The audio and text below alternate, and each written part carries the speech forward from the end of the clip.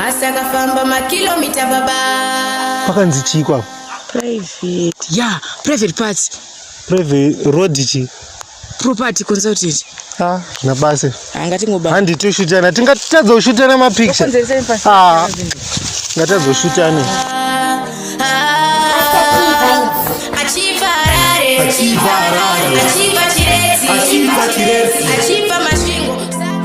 It was being said.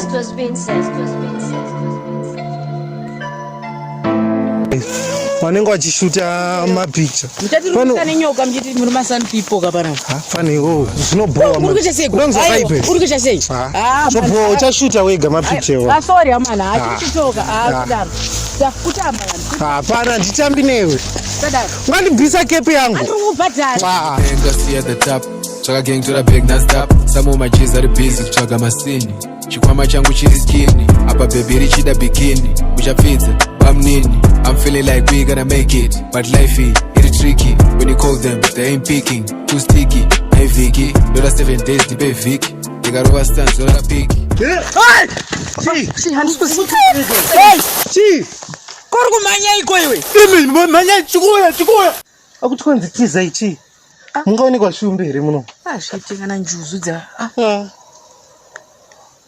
Enda kosha mari iwe. Hatitye.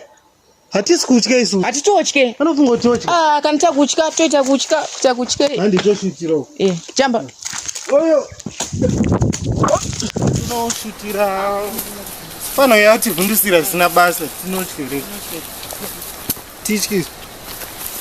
Toti skapa ndopati kuti toshutira neche. Wangu chigwe ichi.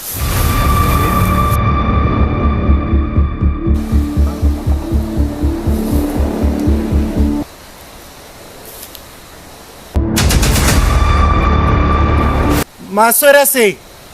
Makadini. Hatikutyi. Iwe anofunga kuti tomutya. Tisitombotya sha. Iwe panapa ndakutya iri. Hatisei kamera pasi titonge tikunhonga domo. Isa kamera pasi. Hatinhonge domo. Hapana domo.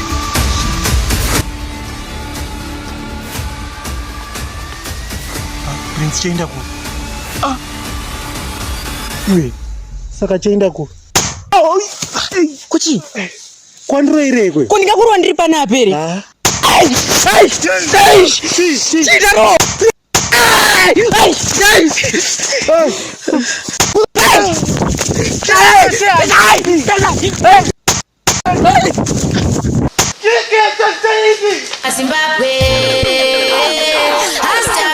Please like and subscribe Hasta PV pa YouTube. Maka subscribe and ndokuti mugopuwa message patoita amwe ma video. Thank you.